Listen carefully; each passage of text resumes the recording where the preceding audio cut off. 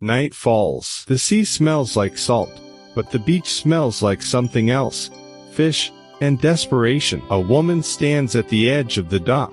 Empty hands, alert eyes. She's not waiting for fish. She's waiting for power wrapped in fishing nets. Her name is Musha. She's 28, a mother of 2. She's never seen a marriage certificate, only birth ones. She says she doesn't sell pleasure. She's just trading a body for a fish that fills a child's stomach. Here, fish is no longer food. It's currency. It's control. No one writes the rules, but everyone plays by them. She whispered with a bitter smile, "I'm not that kind of woman, but this is how I stay alive."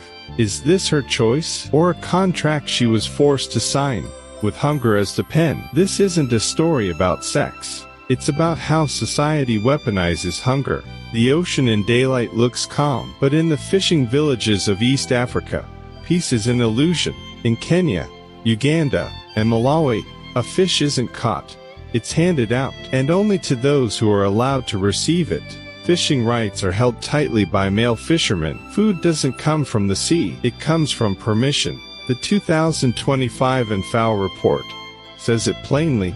Nearly 60% of female fish workers in these areas must depend on men to access any fish at all. The cost isn't always cash, it's often personal. These women wake earlier than anyone. They get clean, dry, and sell fish. But they never fish. They process what they'll never control. A fish could have been survival. Now, it's a threat. One woman said quietly, "If I don't get fish today, my children don't eat tomorrow." That moment, it wasn't food anymore. It was leverage. They call it cooperation, but you can hear it in her voice. It's not agreement, it's surrender. In this fishing village, the system is silent but known. If you're a woman with no boat, no nets, there's only one way to bring fish home. Asana is 26, mother of 3. She meets different fishermen several times a week. All she wants is enough fish bones to make soup.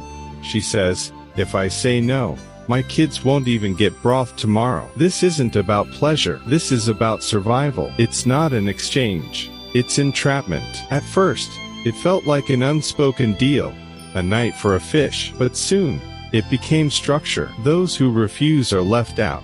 Their names vanish from the list. The fish became a tool, and the women became the supply. They are not the ones who bargain. They are the ones chosen. This is not prostitution. This is a battlefield without bullets. Just silence, routines, and invisible war.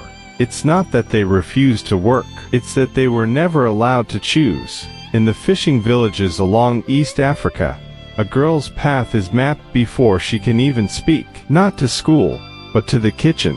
Not to books, but to fish stalls. The 2025 report on African girls' education shows over 70% of girls in fishing areas drop out before 15.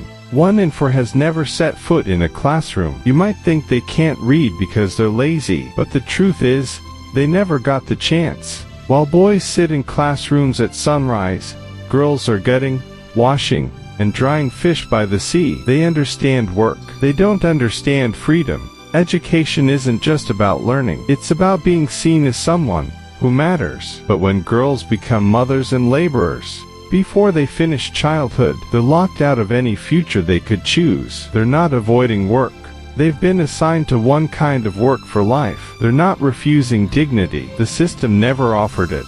Every year, millions in aid flood into Africa. The paperwork says, women empowerment, structural poverty reduction, sustainable fisheries support. Sounds promising, but nothing changes for those living it. We looked into the Bluefish 2030 program, $5 million over 3 years, supposed to improve women's livelihoods in fishing communities. The result? Only 35% actually reached the ground. Training centers are abandoned. Machines gather dust. Fishing nets never touched. Local women told us, "We saw the trucks, we saw the equipment, but after the photos, everything was locked up." The money arrived.